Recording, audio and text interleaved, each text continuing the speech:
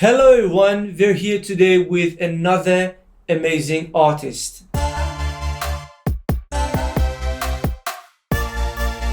Superlate. Good afternoon. You're on time actually. I know, this time I was actually early for a meeting earlier as well, Yeah. so everything's weird today. So tell me, what do you do musically and when did you start? So I guess I started a long time ago. It depends. I mean, I came from like a very musical house. It's the same story usually for all artists. Like there's always an instrument in the house or this. And my mum is a cellist, so I started learning instruments from a young age. But I've kind of become the last piece of the jigsaw was learning production, and now my artist project is very dance focused. Dance, sort of garage, house, big pop bangers. That's where I live. So you come from a musical family. Yeah. What did your dad do? My dad is actually, the way my mum and dad met, they're not together anymore, but the way my mum and dad met was at they did like a composing for like film. Wow. So they met like that. So that's how I guess I started the addiction with music, and then it just continued and didn't stop. Do you say that the way that you were drawn to music, was it something like a gradual kind of thing that you didn't really feel anything? Or do you think it was a moment in time and that you decided that, okay, music is something that I want to do?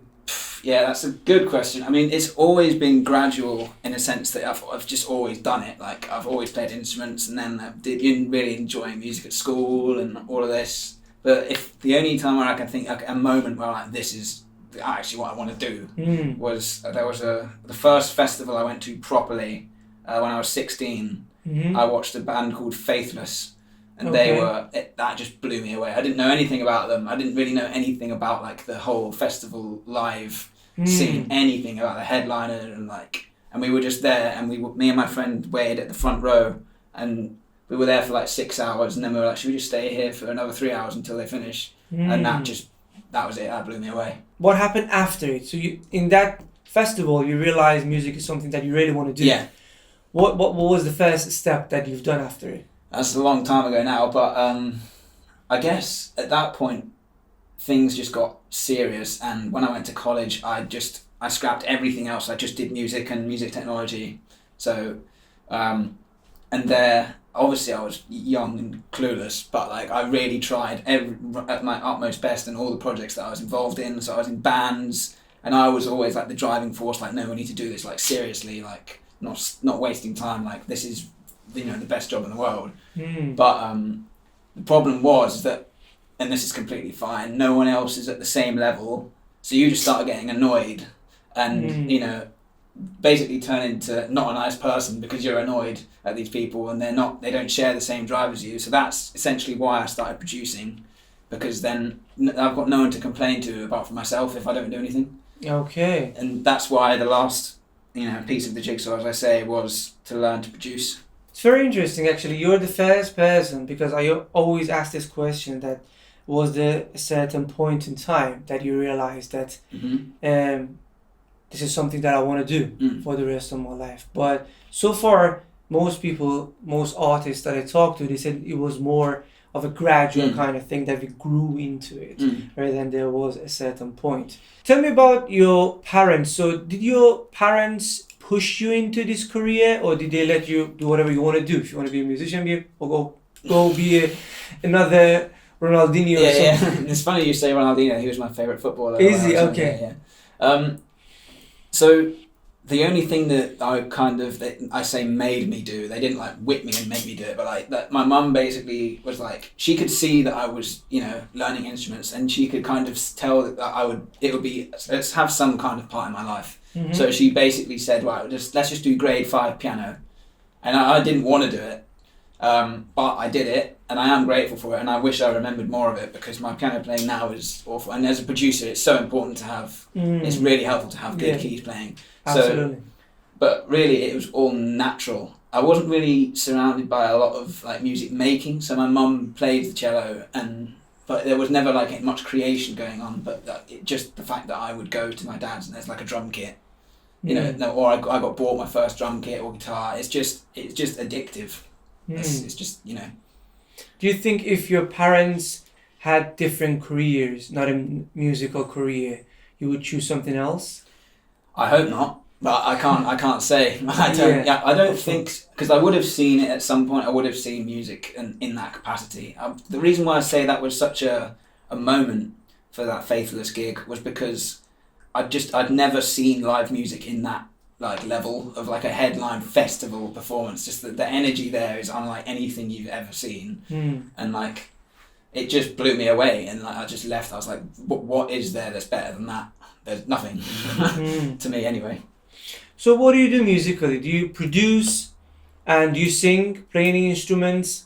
So, coming from like an instrumental background, I learned drums, guitar, keys, whatever really, and that's kind of multi-instrumental. Yeah, that's the word for it. That's the word I'm looking for. Yeah.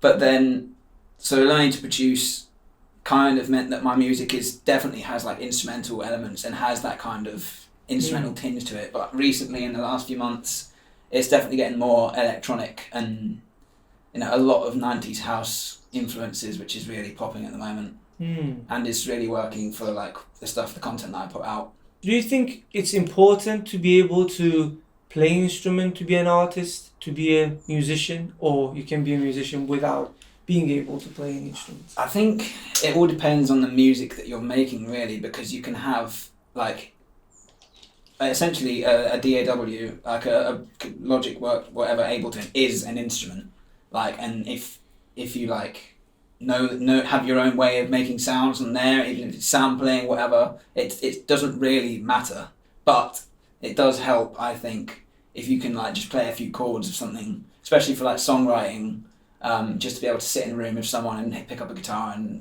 play some chords, or on a piano, but it is not essential anymore. But I think it helps. Because like obviously if you're a guitarist, you kind of naturally end up like playing some older styles and songs, and while you're learning, and that all feeds into your music making. It all just comes into the pot, That's actually very interesting. That's a nice perspective when you said, because I think the same way when you have a laptop and when you install all those VSTs and all those like whatever DAW that you use to produce music, you have literally like a massive orchestra under your fingers. Yeah.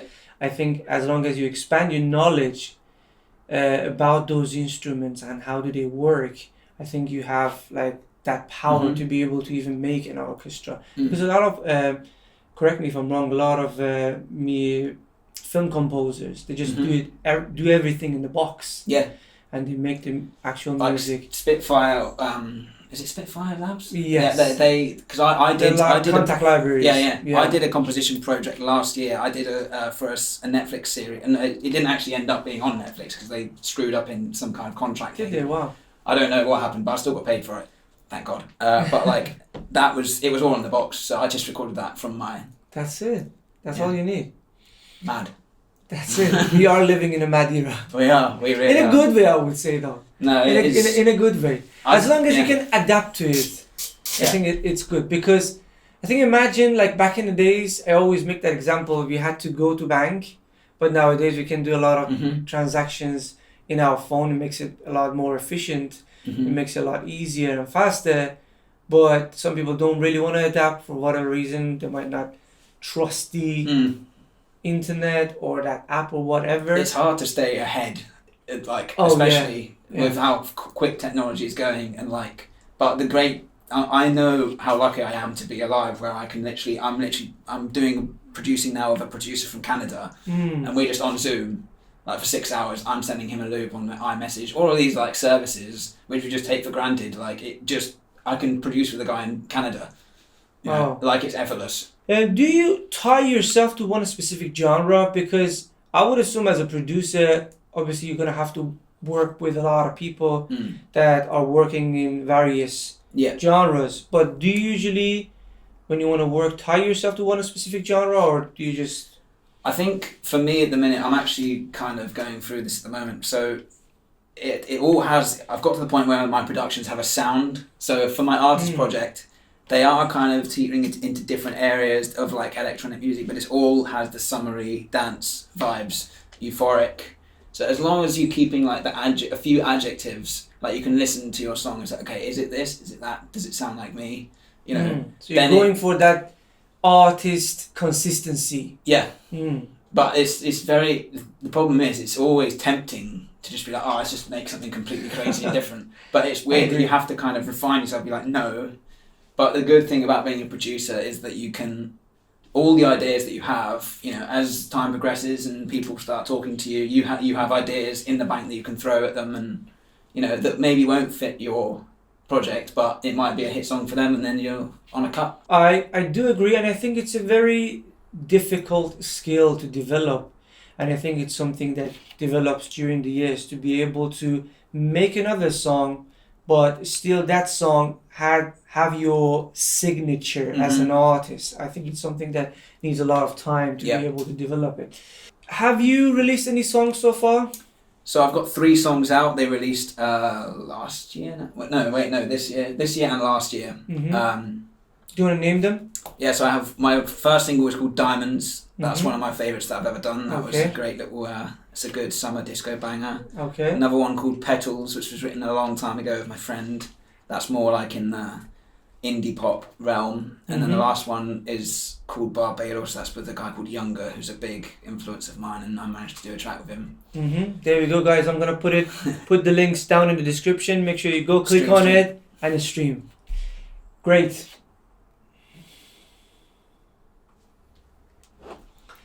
Do you feel, because with all the social media nowadays, do you feel that there are a lot of pressures from the industry, that you gotta look in certain ways, that you gotta do certain things, that you gotta talk and say certain things? Definitely. There is. What are they?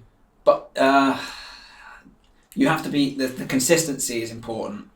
But so in the last 2 months, I kind of made a promise to myself that I would really push TikTok. And I've been doing as many posts as I can, sometimes 3 a day, sometimes maybe 1, maybe sometimes 5, 6. So I'm really pushing it hard, but like the results that come from it are obscene. Like, is it? It's crazy. Wow. It's crazy. Even I could probably talk about TikTok for some time, because it is, people, like artists, need to realize how powerful it is. And like, before I started TikTok, I would never have thought that I would, like, you know, be even remotely suitable for it. That's a lot of people's experience, you know, the moment they started using it. Yeah, sorry, you were saying? No, you're completely right. And people are, they're scared of it, because it's, you know, all you're seeing on your For You page is people who are popping off. You know, you're not seeing the videos with like 200 views, but the truth is that you have to push so hard and just believe in the content that you're doing, and it will pop off. And a few days ago, I got one video which got 40k views, but the in relation to most TikToks, that's nothing.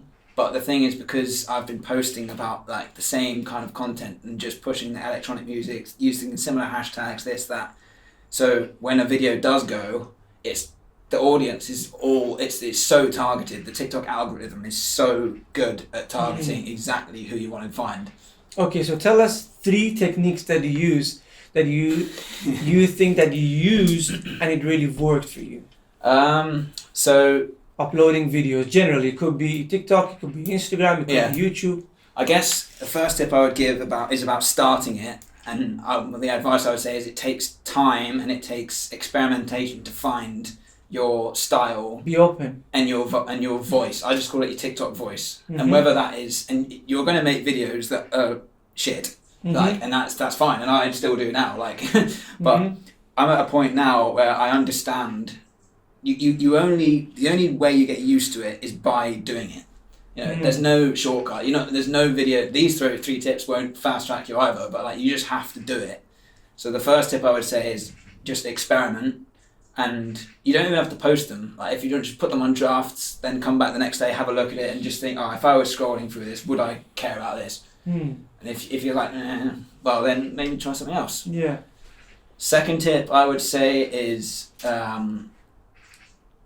on your accounts. So there's a way you can do this if you just follow the people who are in your circle. Okay. So whether that's the people who you want to work with, who are popping off, or labels, or anything, because then your For You page will, you know, drip feed the content that is flying in that area. Okay. And that's how so if I'm scrolling and I see someone who's, you know, really hit in the last day, then I'll be like, okay, what have they done? Okay, they formatted it like this, they put this text there, and then you just copy it. And then that's how it flies. Okay.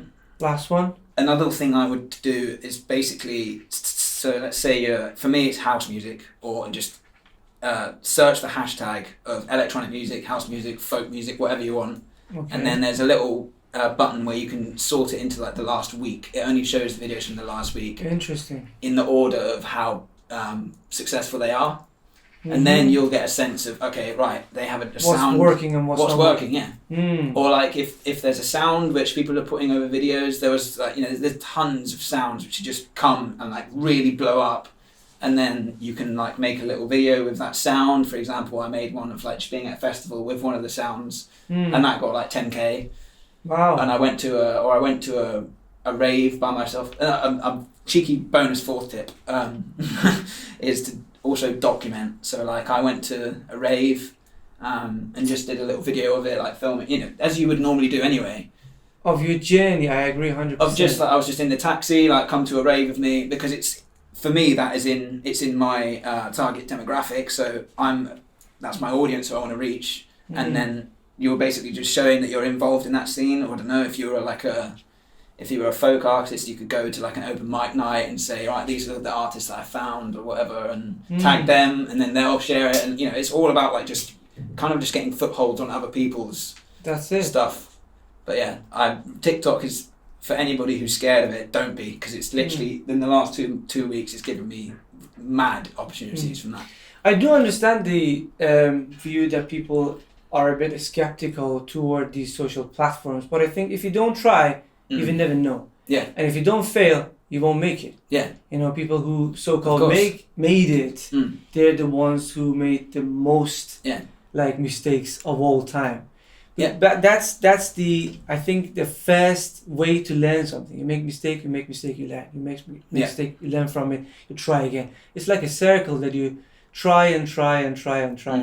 But I don't know why sometimes it just seems maybe a bit overwhelming with all these social platforms and everything that you gotta do, especially as a musician, because initially you don't have anyone. But music industry is like a massive industry from the beginning, which is the composition and arrangement, to recording, to arranging, mixing, mastering, submitting it, distribution, licensing and everything, and going out performing, networking. Yeah. It's a massive industry. You're doing 20 jobs at once. Yeah. That's the truth of being an emerging artist. You are doing 20 jobs at once. But you're going to have to do it. Otherwise, don't really think, unless you have the privilege to have the sources, whether it's going to be the people or the money to be able to outsource it and have them. I think if you're really passionate enough, you're going to go and do it, right? Yeah. Did you study music?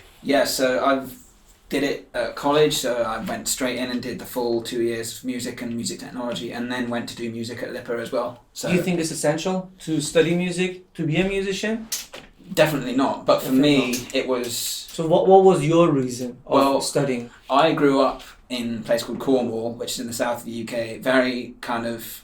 very beautiful, great place to grow up, but there's absolutely nothing going on music-wise down there. Cornwall, yeah. And no one really takes you seriously. It's weird because I left college and at first I was like, I don't need to go to uni, which is true. I didn't need to go to uni, but it was more the move of like going from Cornwall into a city, and then LIPA was the choice for me because of how hard it is to get in. So I thought, right, let's go there because everybody will be at the same level of dedication. If you have to try hard to get into that place. And it was the best decision I've ever made because everything that I have had in the last 3 years is because of that, because I moved up. So you think it definitely worth it, studying that time? But for me, it's different because it was more of a geographical thing. So it wasn't necessarily about the... Studying itself. But it's hard to say because I have learnt a lot from LIPA, and I have learnt a lot from the people who I've met at LIPA. So it really depends. I mean, if you've got a great network, if you're already living in a city and with TikTok, if you're good at your craft and you practice and keep making music, there's nothing stopping anybody from blowing up. Nothing. There's like no gatekeepers anymore. True. But as you said, I think for you it was all in one kind of choice, because it would give you the opportunity to move to another city, get to know other people, be able to network easier, because you would be in the same room with people who are musicians, like-minded. How did you make that choice that Lipa is good? Why didn't you go to this or that? Or I don't really want to name it, but why Lipa? Why did you choose Lipa? It was more just the reputation that it had, and I went to see some places, and it's basically just word of mouth. Like, you ask your lecturers at college, like, okay, which places did you send people? Because they're always in contact with people who have graduated and gone. I looked at some other unis, but I went to Lipa and I just had a good feeling about it, and I think I made the right choice. You actually mentioned something very interesting to me. You mentioned that when you were back in Cornwall, you didn't really get that much of an attention from people. So how do you respond to that mentally? I mean, to be honest, at that point, I wasn't really pushing myself out there. I was more like creating and just existing and making music. But there were friends of mine who pushed, and you kind of get labelled as this like Cornish band or whatever, and like then you have to get to Bristol and conquer that, and then it's really challenging. But back then, and this makes me sound old as hell, but like TikTok didn't exist. Okay. That's mad. But if TikTok did exist, and that you have the reach that you can now get on there, maybe there's no. If I was there now, maybe there'll be nothing holding me back. How do you usually collaborate? How do you find collaborators, and how do you network with others? I mean, Lipa had a good effect on that, because you're surrounded by singers and people and everything, and you just kind of naturally gravitate towards people, and especially on Instagram, like people talk about you and things just spread, and this person follow me or I follow them, and then you reach out, and it's just kind of a natural thing. Suggest 3 ways to people who are watching this to like network and collaborate with others. What those 3 would be? Just be a nice person is number one. You've got to be nice to work with and easy to work with, and also be efficient. Because the worst thing about collaborating sometimes is that people aren't. They might take ages to do something, or like let's say you do a writing session, and you're like, I'll record the vocals later, or like if you have half an hour, do it there and then. Like all the top people that I've worked with, who are in the game and serious and really successful, I've had sessions with, and they're like, right, I'll record them and you'll have them in half an hour. And then those vocals I ended up mixing and putting on the track. So being like efficient in terms of like the networking thing, go to people's shows, engage with their content. If you want to work with someone, follow them and tell them how much you like them, or like on their videos, I like this. That's people sometimes forget that social media is interact with people to be social. So like even if like there was a other day Disclosure, I followed one of the brothers from Disclosure, and he just released this piano video, and it was so good, and I was just like, well, why don't I just tell him? So I was just like, like, this is beautiful, like I didn't know you made stuff like this, and he just liked it and commented. And that interaction, I've now interacted with one of the biggest dance acts in. He might have gone on there, bang, on my profile, check me out, done. How hard was that? That's it. Don't be afraid of what's going to happen. What's the worst thing can happen? Don't pester people. Don't look like a kiss ass, but like, just be nice. And I think as well, to open the door to collaboration, just be putting out content that's saying I've just done this track, like I'd love to work on it with someone, and then bang, someone will. Because it's going to show who you are as well. So when someone comes back to you, and they're going to be able to, because it's like a profile. Of course. So someone comes to your page, or whatever it is, going to be Facebook or Instagram or whatever, TikTok, they can see what you do, what you're on about, who you are. Like, so they have an idea in their mind. So if they like what you do, they're gonna like you, follow you, as you said. Yeah. And you would be able to maybe collaborate in the future. Exactly. As well as what I do, when I'm with people or collaborating with people, just put it on your story that you're with them. Do a little video or a little post to say that you're here, and like hashtag in the studio or whatever.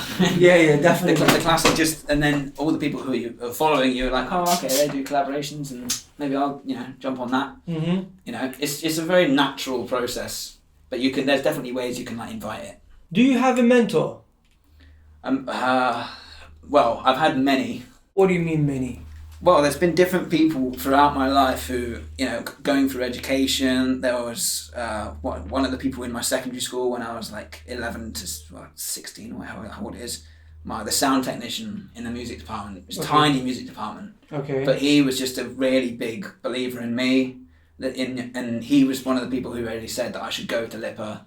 So I owe a lot to people like him. And there's many along the way who really believe in you and push you to make these decisions and suggestions. How do you define mentor? Who is a mentor to you? For me, it's more of like you can have mentors that you like, let's say you watch YouTube videos on. Okay. For example, in that case, Disclosure would be a mentor because they have tutorials and I've learned so much from them. But a mentor for me is just someone who's invested in your trajectory and wants you to do well and who has probably hopefully been through the same things as you or has seen the same things as you happen, and someone who cares about what you do and who you can really trust in and seek advice from. So plan B, do you have plan B?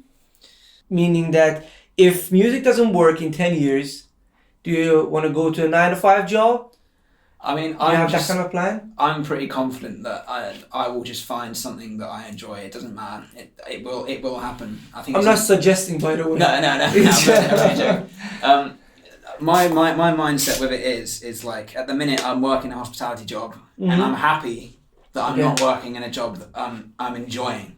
Because if I was in a job which I was enjoying and just getting by and it was okay, then I would be like probably complacent with my music and I could think, not tonight or this, or I won't mix that track up. But being a musician, a lot of musicians work in the hospitality world and it's not nice, it's boring, it's not a great industry. But I'm trying to keep that. The positive out of it is like, look, I'm here now, but it's all in my hands to not be. So I'm trying to.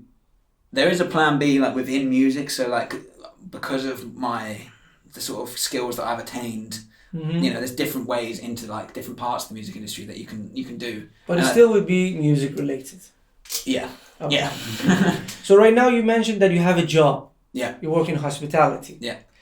So you have a job, like a regular job. Yeah. 9-to-5 or whatever the shift is, and you work on your music. How do you manage to, like, do you say 20 hours music, 40 hours work, 30 hours? How do you divide your... I spent a lot of time in the last year being with the whole how to manage time is a really important thing. Very important. I've noticed that myself as well. Yeah. It's a very important thing to sort of understand about yourself because everybody works better at certain times. So in like the last 2 years, I've realised there's times in the day where I most of the time don't really work as well. You got to take into consideration your sleeping pattern. There's a lot of things to take into consideration, but I kind of made some decisions to live by myself this year, which means that when I come home, it's either make music or just nothing. I find it hard to just sit and watch shows like endlessly. I don't mind it, but like it's just a bit, as cheesy as this sounds, like when you're making music, it feels like you're in a room with people because it's so exciting that you're creating the sounds, and you're adding to your future hopefully. Okay. So I decided to live by myself because you kind of come home from work, you've not enjoyed work, but you have that instant hit from just making the music. Another thing that I think is important, and how I took this to an extreme last year, is planning what you're going to actually do in a week. Okay. Because I did it even to the extent of where I Google calendared my entire day for a week. So I was like writing down, okay, at the end of the week I want to have this done, I want to have this done. Okay, how do I do it? And I just literally timetabled in, wake up, breakfast. Did it work? Well, I did it for about 3 months, and it was the most productive I've ever been. What happened after it? This is the other thing. I think as for me or as human beings, you go through waves of sometimes that will work, but if you want to have a week and just slack, that is beneficial because you can't just we're not robots. You can't output like the same level all the time. I agree, and that's fine. Especially like it's important for me as well to stay in the scene. So in the last few months, I've really been trying to go to lots of dance events and raves, and because it's like going to school, because you're seeing what's working. You're looking at the crowd. The crowd is that's your target audience. You're literally stood in it, and you get the feeling, and it works for any genre, whatever genre you're in. Go to the gigs, as many as you can, and just breathe it in, because that is downtime. It's great fun, but also you come away and you're better off. You've learned so much from it. Do you feel exhausted after 3 months somehow? I mean, from my own experience, I think when you are on a schedule for a long time and you don't see the so-called results maybe that you expect, you get a bit maybe disheartened, or you get a bit like, I want to go easy for a while. That's fine as well, and like for some people that will be horrible and not work, and that's the thing, is that you have to find what works for you. Find what times of the day work, or find if you need a day off here or there, and if you need sleep, you need this, whatever you need, just work out what it is, and then you can build as much. The goal is here not to just burn yourself out, which is very easy. So have you had the thought of making a transition? Have you planned it in your head that, okay, right now I have a job, I earn my money, I support my music career, right, and do whatever I want to do. Obviously, the money that I'm making from music career, I'm going to do this with it. So have you thought about a plan that you make the transition to full-time music? To the full-time musician? Yes, so that's something that's been from TikTok as well, has really helped in the last 2 weeks, because I've got some great opportunities through there. I'm very thankful to have picked up different skills across the way. So, for example, at the minute I'm working with producers and like songwriting and producing for other people. So I don't know how I've managed to swindle this, but like this producer's got like 2 billion. Like he's a big producer in LA, and he found a TikTok of mine and then just said, look, I want this sound, can you help? So I was like, yep.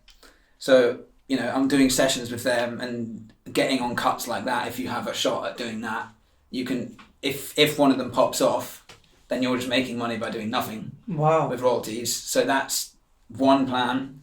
Second plan is my own artist project, which in the last couple of weeks has just been getting traction from the last 24 hours. Like Sony, Atlantic, everyone's been like just following. I don't know, I think my name's gone around an email or something.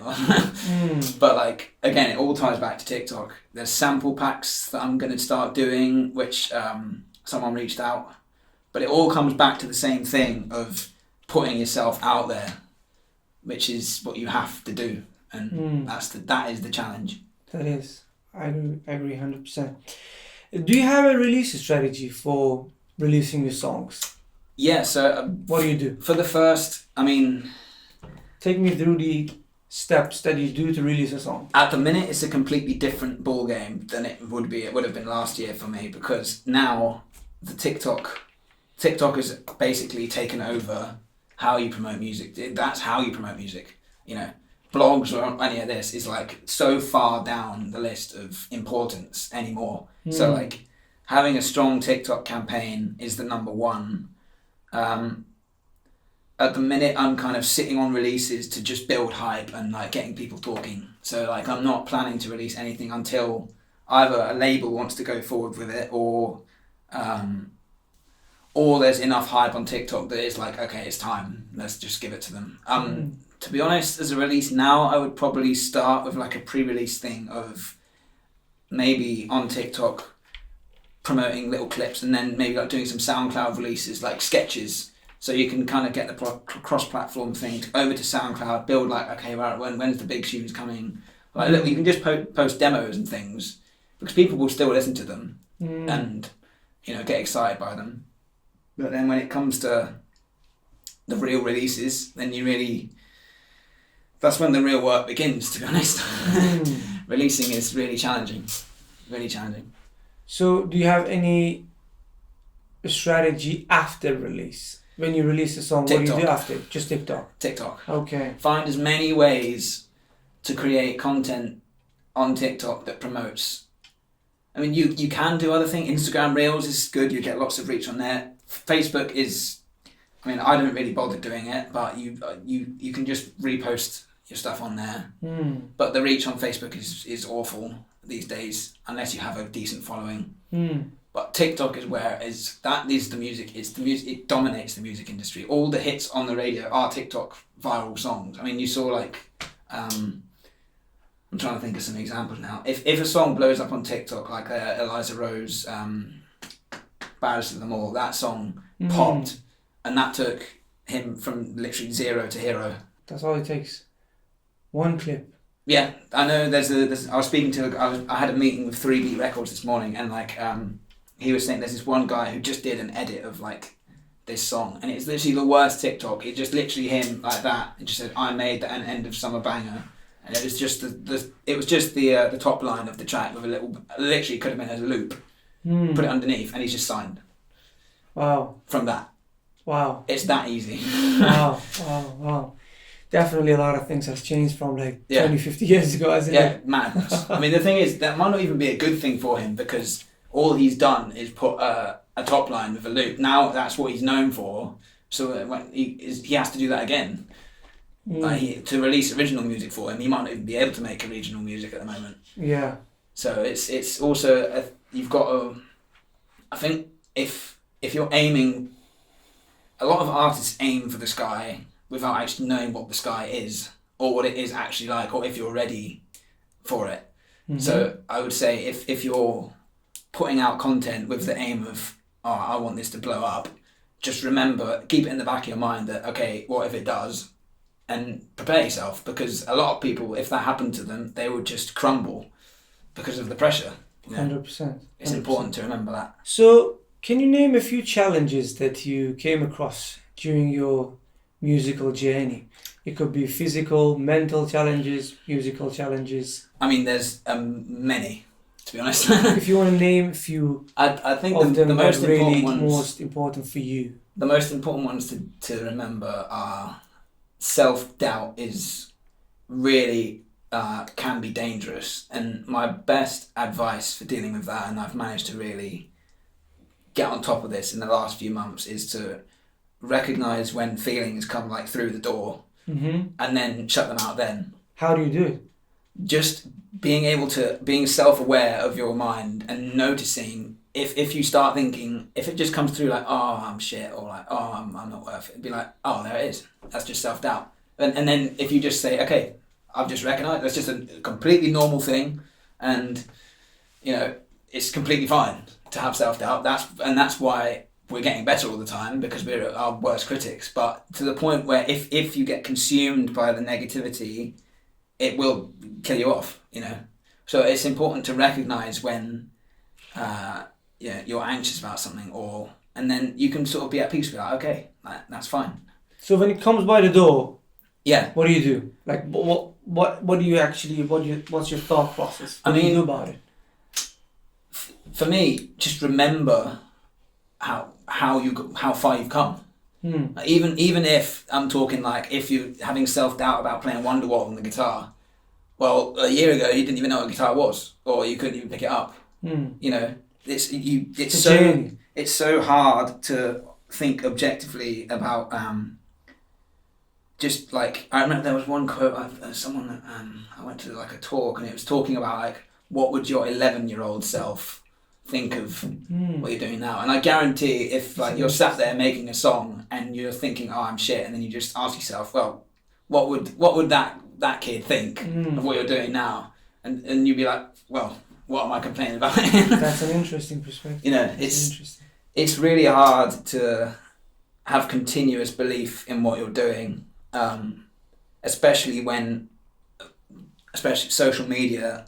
I mean, if you're a self-produced artist, you're comparing your records to people who have, tens of thousands of pounds invested into records with 10 of the best songwriters in the UK. Yeah, and producers. Records that like got 20 people involved. Yeah. Mastered in LA, mixed in London, in this studio, recorded here, and you're sat here with a Focusrite trying to make some bangers, and it's not quite sounding the same. No shit, like it. Yeah. You know, cut yourself some slack. Yeah. So self-doubt, what else? I think it all ties to self-doubt, but I think comparison is a problem, especially if you go to like music educational institutions, and you're surrounded by artists, and some people take off and you don't. You start to ask why, like why is that happening, or like why did they take off, why didn't I? And it's important to remember that everybody is on such different timelines. Like everybody goes through different shit. Everybody has different things that they need to learn, figure out, and there is, it's not a race. That's comparing yourself to somebody else is absolutely poisonous. Yeah, it is. You know, absolutely poisonous. You can only compare yourself to yourself because you don't know what others what privileges others might have in their life. They might come from a rich family. They might be learning piano from the time that they were 5. You know what I mean? So you can't really compare yourself to somebody else if you start, for example, 25. And what kind of comparison is that? Yeah. You can only compare yourself to yourself. Yeah. I think you can look at others and get that drive. Yeah. From others and be competitive. Yeah, definitely. But the fact that I want to compare myself to somebody is better, bigger, and making more money than me, I think it's not really in like a constructive idea, right? Definitely. I think going through like as the emerging artist world, and they're going to, as I say, music institutions, it can.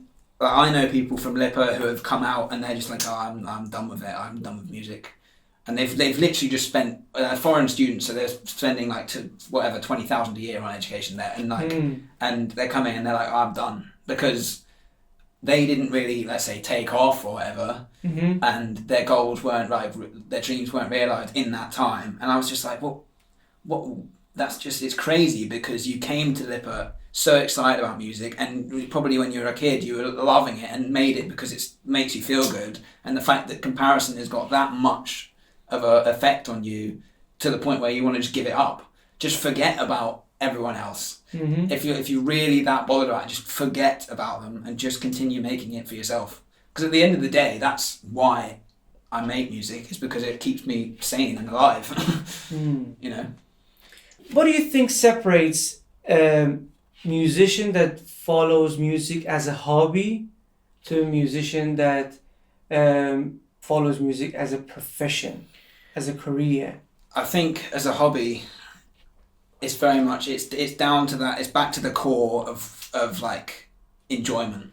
So like you're, you know, or having a guitar or having a setup, and it's like the equivalent of like it's just a creative thing. It's just like playing. I mean, some people like gaming, some people like painting or whatever. It's the same thing. But like as soon as it gets to the industry level, you're making moves to, you know, at the end of the day, we need to make cash.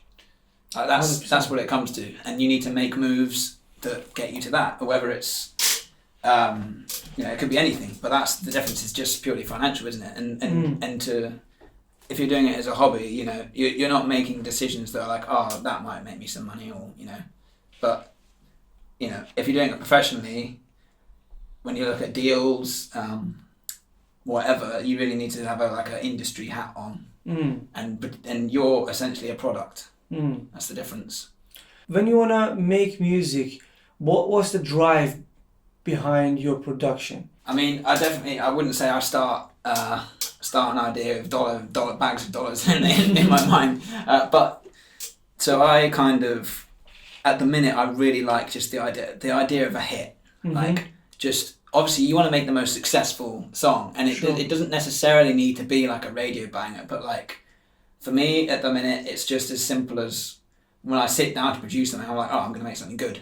You know, that's the number one thing. Good can be anything, but it also can be around, like, you can hear a track that you really are inspired by, and they're like, oh, I'm gonna make my spin on that, you know, and a lot of the time those tracks will be successful ones. So yours kind of has a bit of that flavour.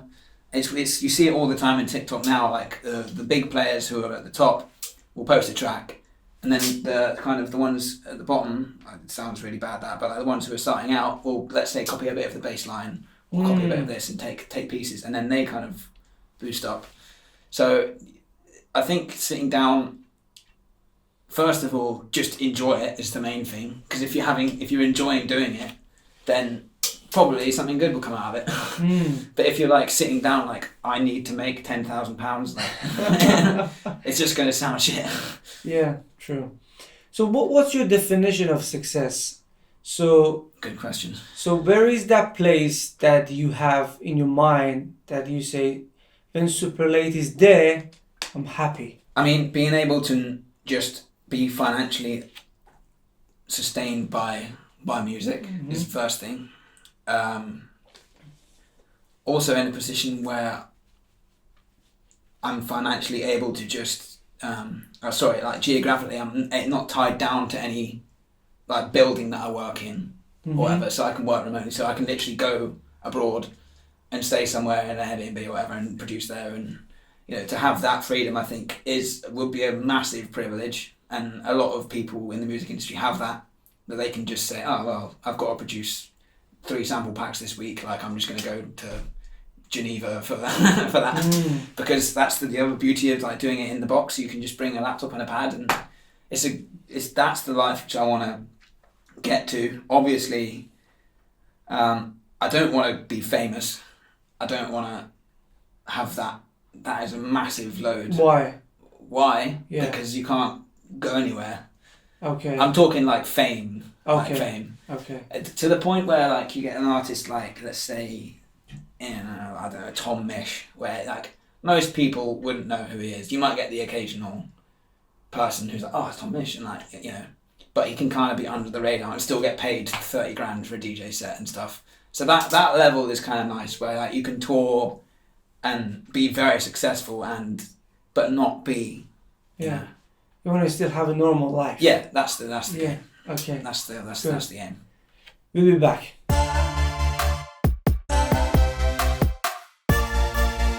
Take me into your creation process. When you want to make music, what's the very first step that you do? The first most important step is to always keep the door open for ideas. I don't really know how it happens or why, but if there's ever a point where you start humming something, it's like, voice memo straight away.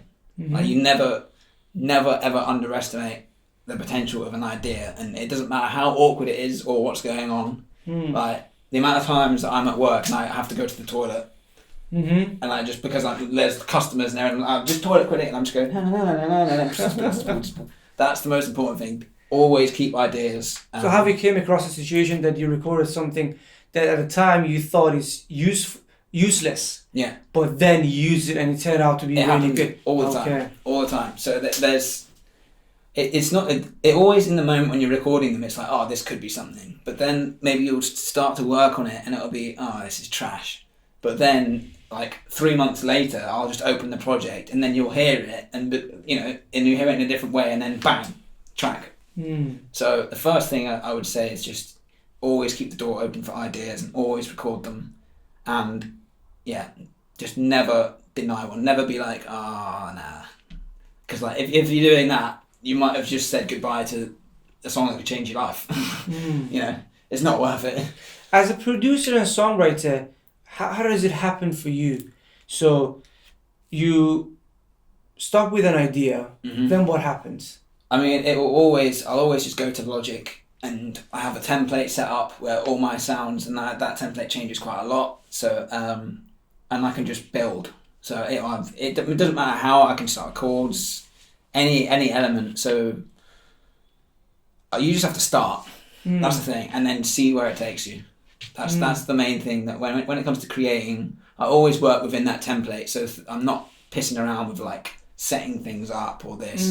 So the sounds are just bang there. Okay, I need this, I need that, and it's not like scroll because you want to you want to get on the train and like just let it go. And if you can kind of get rid of as many things in the way in that time as possible, then that's great, because you want the creativity to be the driving force. And I think that's where ideas really kind of, when they have momentum, when you're making them, that's when things really start to get like magical. So you start layering and Yeah. you get to some certain point. What happens after? Do you usually call like a friend, say, like a vocalist, say, just come and have a listen to this track, or let's see what we can do about it? Or usually I will make a loop, and then make an arrangement straight away. And in dance music, like it's pretty easy to make an arrangement because it's kind of laid out. You have low, low, low. I mean, most songs are the same, so like it won't be a really complex arrangement, but it will I'll at least put the effort in to go to a point where I can sit in and listen to it as a song. You know, rather than just having folder upon folder of loop ideas, which is great, but I think it does help to have like an arrangement early on, just to kind of get. How do you find the so-called vocalist? Do you use like samples, or do you like search online for the vocalist that's going to suit the song? I mean, a lot of it happens like naturally, like you. But don't get me wrong, there are plenty of songs I'm like, I don't know who to get on this. And it's as we were saying earlier, one of your 20 jobs is to be a networker and to spend time. But again, like on Instagram, all you have to do is type hashtag house singer, or you know, this is personally to me, or hashtag folk artist. And if you sit there, literally, you can sit on the toilet and find someone like it's just there, endless people. You know, so it's really not hard to find people. Okay, you found that person. He or she recorded themselves on the track, and or send you the track or whatever. However, it's gonna work. Who does the mixing and mastering? Do you send it to someone to mix and master? You do it yourself? At the moment, I mix all my tracks and get them mastered by someone else. Okay. Why? Mix yourself and give somebody else a master. Why don't you do it yourself, or why don't you give both to somebody else? I think for the amount that it costs to get a half decent master, like in a treated room, if you're getting someone to mix your stuff and you don't have a friend who's going to do it, and that friend is better than you at mixing, it's going to cost you anything from $500 to $1,000 per track, which is crazy money. I mean, it's you know, for a mixer's abilities, it's not that it's too much, or their let's say their skills aren't worth it. But as an emerging artist, that's, you know, too much wages for a track. So I think starting out, it's great to have the ability to mix your own stuff, even though it is painful. But then sending it to master for £50 to someone who can check it out on a few different speakers that you don't have and wouldn't be able to afford, a treated room, I think that's a pretty safe way to do it to start with. If you want to name 3 elements that you can say, these 3 elements are the most important elements that if you have them, you can make it in music industry, what would they be? I'd say just work, what's it called? Your work ethic is the number one. Hard. Because if you look at people, I mean, Fred again is a great example of, like, he's just blown up now, really, really quite a lot. But I saw somewhere one TikTok video that he was with Brian Eno or something, and Brian would every week give him like one sample, and then every week Fred would come back with like 10 tracks that he made. Like, he made 10 tracks just for this thing in the week. Wow. But there's like a folder somewhere where there's 700 of these ideas, all from one sample, and people don't realise that, like, I mean, even it's happened to me, people come up, oh, you're so talented, you're so talented. It's not talent, the talent is how hard you work. That's it. Work ethic. It's it. Work ethic. It's working hard and smart. That's the other thing.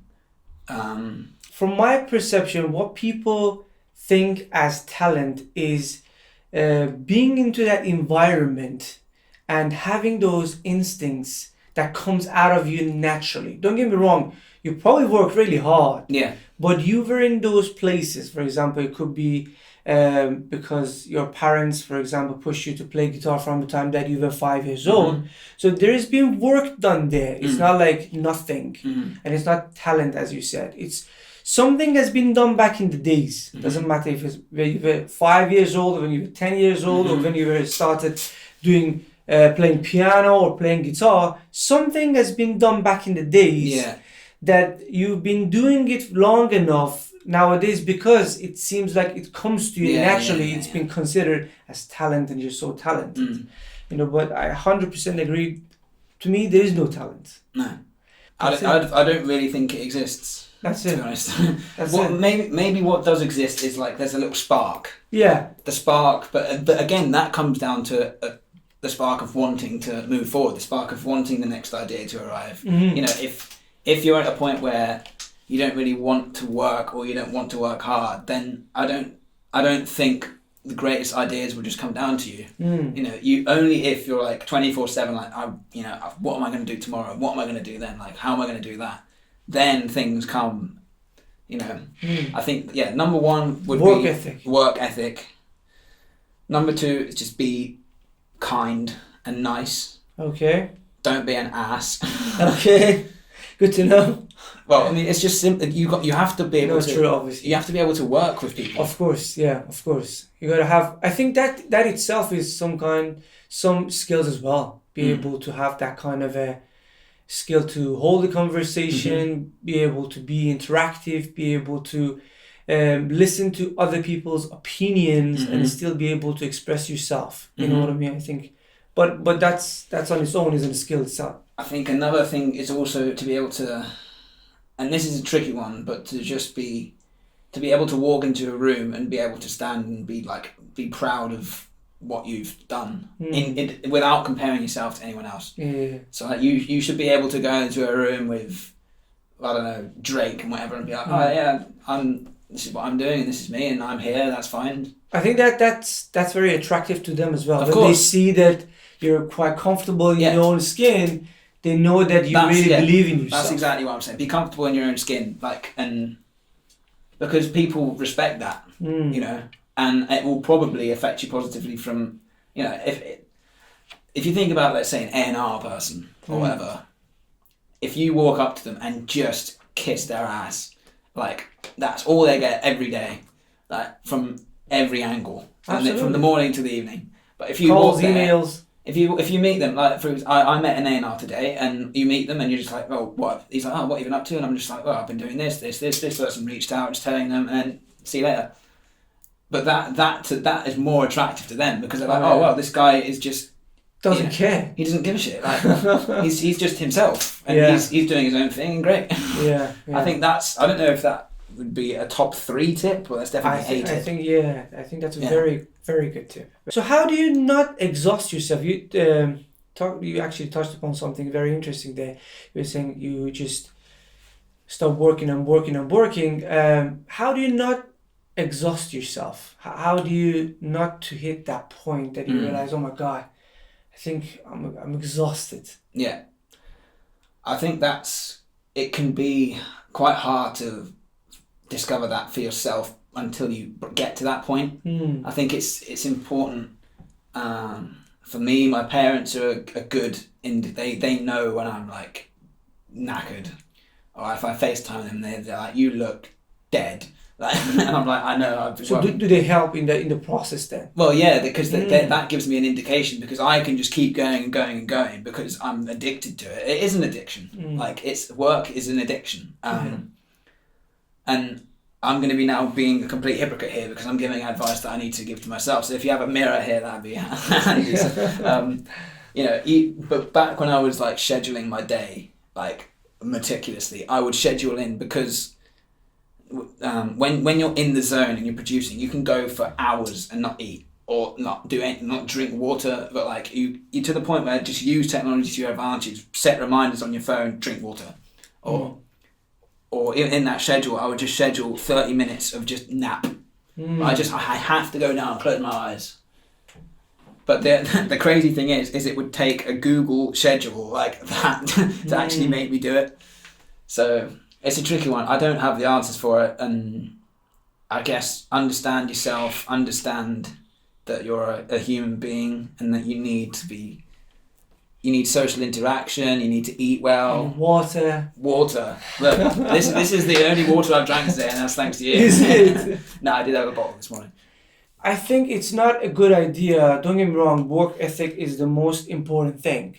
But it's not a good idea to sit behind, because a lot of people's perception means that I sit behind my desk or whatever I'm doing, or go to gym or whatever the career is, and work and work and work without sleep, without anything.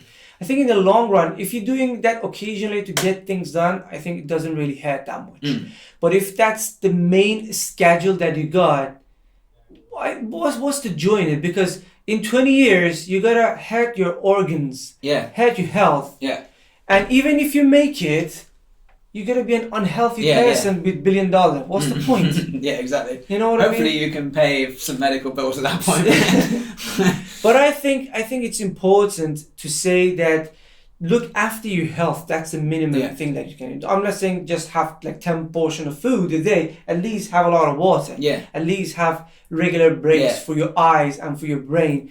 Going away from your computer, laptop, whatever you're dealing with. Go for like 10 minutes walk. You know, to keep that healthy pace, that when you get up there, when you are a millionaire or whatever, you can enjoy that success. Otherwise, if you're in a critical, unhealthy situation up there, what's the joy in being successful? I think as well, if you're like, one of the most important things for musicians is to remember to enjoy it, because it can become like, it can feel like a chore, and like you're sat there mixing. It's like, it's so painful. And then, but remember how much.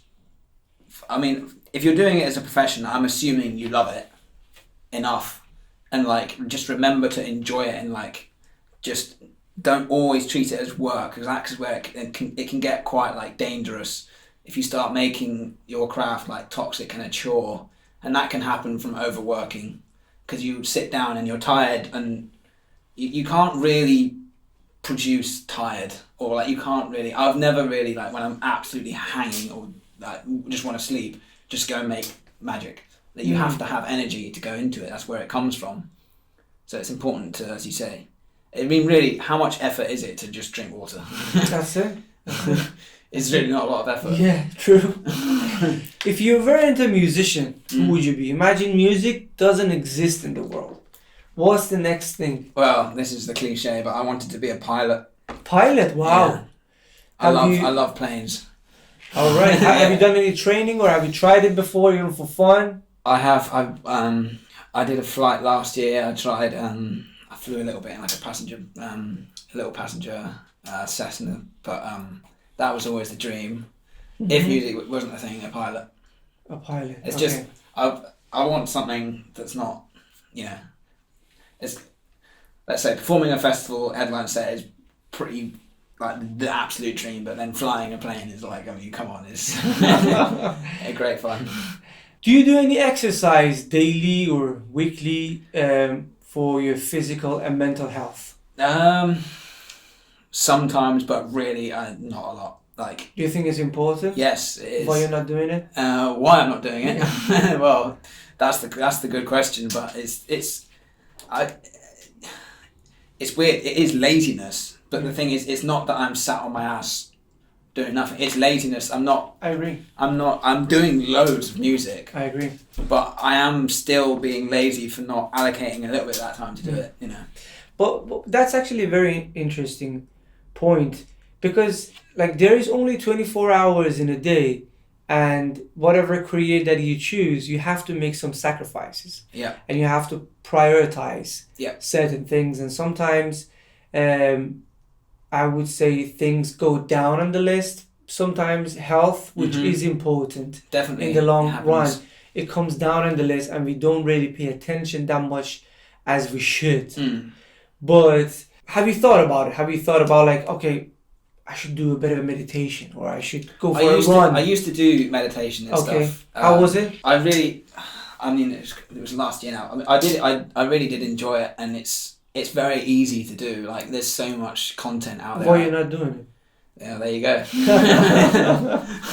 At the minute, man, it's because so there's a lot of exciting things happening for me right now, and it's quite easy to get caught up in them. And Yeah, and it's, I guess, when you're distracted all the time because you're like, oh, this is happening, that's happening, look at this is the comments like that, and the noise is increasing. But you're right, you need to just refocus, and it wouldn't harm to do half an hour a day. 2 things that you've been meaning to do it. It could be like that meditation, Exercise, or it could be something. Exercise. But you haven't done it, but you want to promise yourself in front of the camera that I'm going to start doing it. I'm going to start. I literally have a gym in my building. Have you? Yeah, but I never go in it. So I'm paying for it in my rent, but I never use it. So you want to go to the gym, Yeah. something that you promise that you want to do it. Promise yourself in front of camera. I promise. Are you going to be able to do it? I promise. So go in the gym and doing more exercise. What else? Another thing. One more thing. That's a good question. I guess I could eat healthier. Healthier. I mean, I do eat well, but I could healthier. I could eat. You know more. you can level up. Yeah. You know you can level up. Yeah. Okay. So eat healthier, do exercise, right? That's good. What a standard, boring list. No, that's the basic of It's the basics. maintaining the body in a condition that you can. Yeah, of course. Tell me 3 dietary advice. Do you I'm follow? the wrong person to ask me. Do you follow any specific like dietary No, rules in your day-to-day or weekly basis? No. Not really. I think it's if like, I mean, I want meals to be quick to make, but again, TikTok is great for this because like on there's so many quick recipes Ideas, yeah. that are healthy, and like you just need to follow the right content creators, and there's like 20-minute recipes, and like, well, if you want cheap ones, there's everything. Like there's so much advice out there. So like, I guess when I do cook, like it most of the time it's healthy, but the problem is I have a really fast metabolism, so I don't really notice any of the damage that any of it's doing. I feel the pain. Yeah. I feel the pain. Whatever you eat goes out of your system. Yeah. I feel the pain. I don't know, man. It just disappears. Yeah, I know. So, have you felt, in my perception, I think everybody on planet Earth has experienced some kind of a mental health or a mental problem in some form. Have you felt depression and anxiety during your musical journey or even before? Definitely. And how do you deal with it? What do you do? Like, what's your step-by-step actions? I think, again, it's the most important thing is self-awareness for me. That's what I really learned, and it's helped me in the last few months. So recognizing and be present in your body, recognizing it the moment it happens, and what do you do in that moment? I mean, just accepting that it's the chemical things that are happening in your brain. It's literally biology. I mean, I'm no expert. You probably know more about it than me, but like, it happens to everyone. And it, first of all, it isn't healthy to be happy all the time. And even the worst things that have happened in my life, and they've put me in the worst places, you come out of it. And at the time, it's horrendous. But when you're out of it, it makes you grow. You come out of it stronger. I think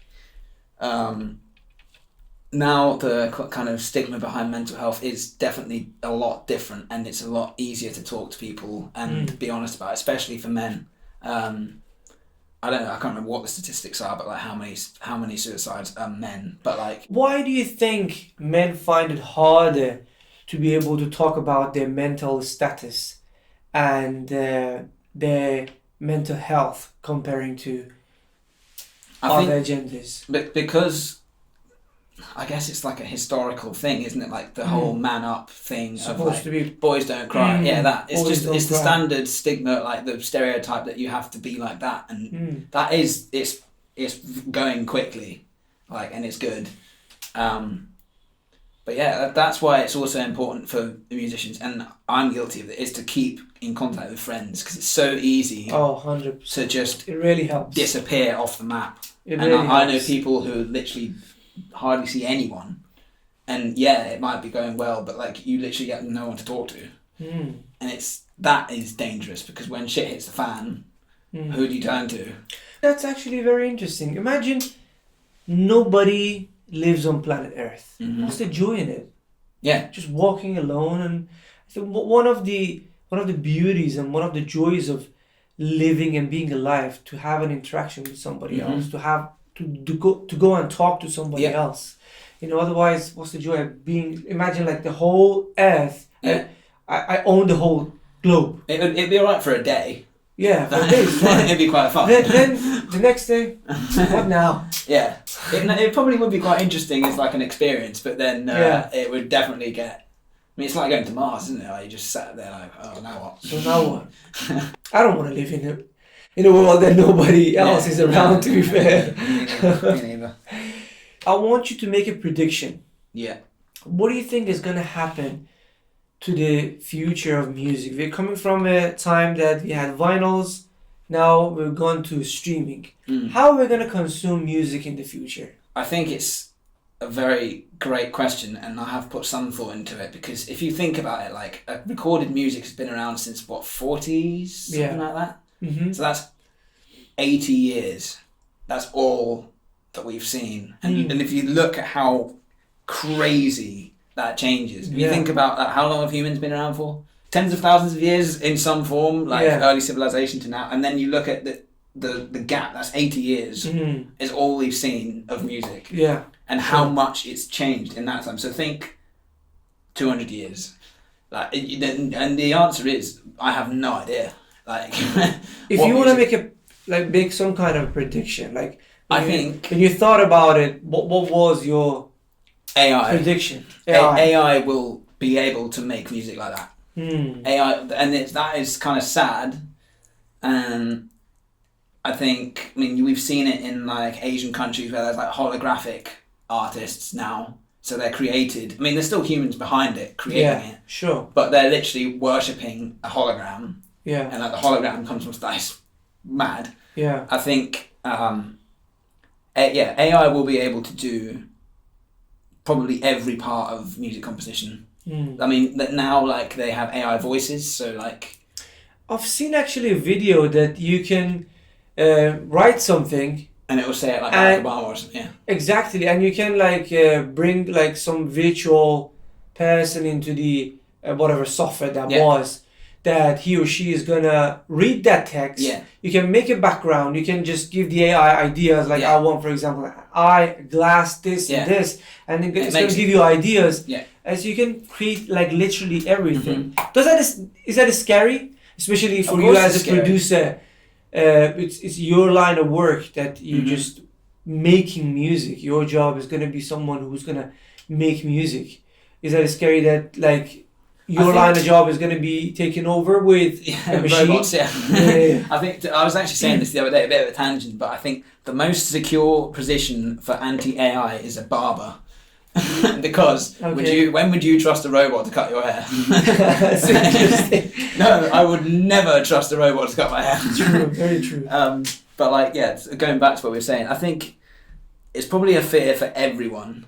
I mean, AI will be able to do everything, and then that's a really interesting philosophical question of what even will humans do. But like, as far as music making goes, I think people still want to have a person. They want a human to like attach themselves to, because that's what we do with music. We consume it, and we're kind of, it's complex, it's feelings, and there's a story behind it. But as far as the creation goes, I think for producers and stuff, AI will just make it easier, but that will mean that the competition is stronger.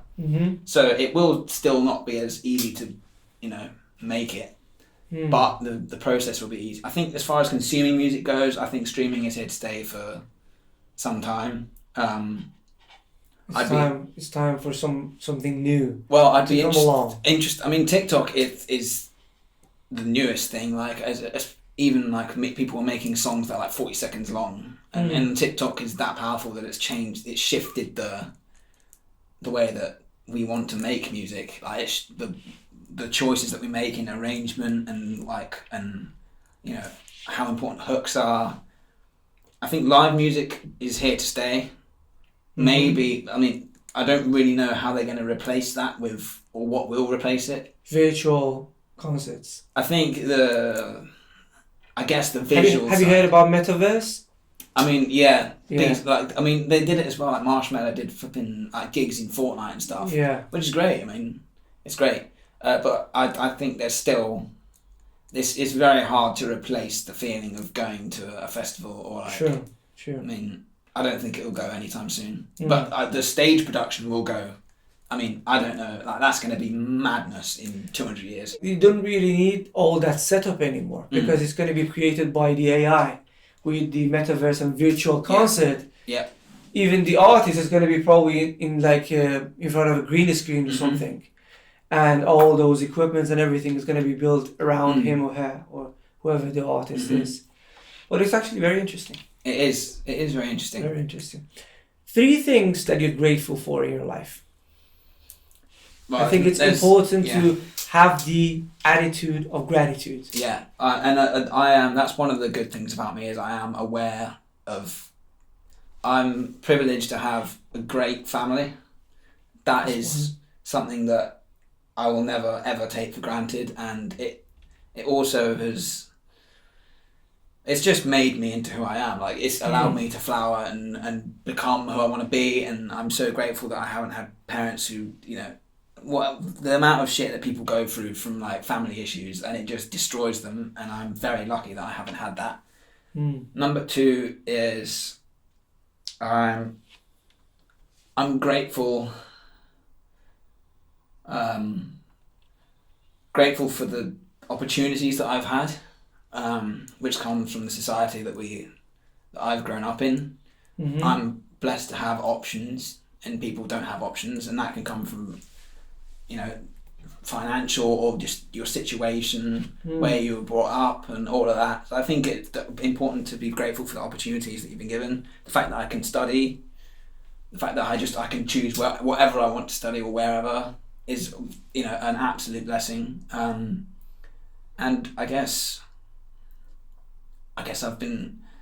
I'm grateful that I've been gifted the ability to, or the desire to do something. To, let's say a lot of my friends, they don't know what they want to do, and that to me is a scary kind of prospect, because you've got all these people, all these options, and you don't know. But for me, I'm just grateful that I do, because it's so singular and my world is just focused, and I'm not like worried about what I'm going to do, or because I have something that I want to wake up for, So that would be the 3. I think that's an absolute advantage to be able to wake up in the morning and you fall into which category. Because as you said, I see a lot of people myself that they get up in the morning and they're wondering what they should do, although they might be working at one certain job as a career, or they might even like something, but they're still in that kind of a dilemma. What should I do? Should I do this? Should I do that? This is something that I'm interested in, I think sometimes it can be a bit tricky in life to know what to do, especially in cases that you are being pulled from different angles. Sometimes you have like family, siblings that they're relying on you. So it's not only you that you can just make this singular decision and say, okay, I'm gonna do music. I don't just tell everyone go away. I'm just gonna sit down. I'm gonna make music, because like all these people whoever they are, they're relying on me, and I have to make sure to adjust my decision the way that it works in my life, right? Last words. Is there anything that you wanna tell everyone? Is there anything that you want to share with everyone? I think if I had to have fun is the main thing, and it's a cliche piece of advice, but like if you're always thinking about it's important to know what you're aiming at, but don't forget to enjoy what you're actually doing, because if you're always aiming if you're basically living in the future and you're ignoring all of the good things that are happening around you. Like, just learn to enjoy what you're doing, and even if that's in the form of like do a diary. every day, and then you can kind of look back at it and think, oh, look at that, I did that day, that day, look at that, and see your progress. Yeah. Just enjoy the progress, and also when things go well, celebrate. Like, things have gone really well for me in the last 2 weeks, and tonight, I could go off after this and just make more music, but I've got a few of my friends, we're going to go have some drinks and just celebrate it. Make sure you celebrate, yeah. Because you deserve a pat on the back. If you're working hard and things, but just enjoy. That's very true. Enjoy it. It was nice having you on the podcast. It's been everyone, make sure you go down in the description. I'm gonna put all the links to his music, his social platforms. Make sure you go click on them, give him a follow, listen to his music, and we'll be back for more. Nice one.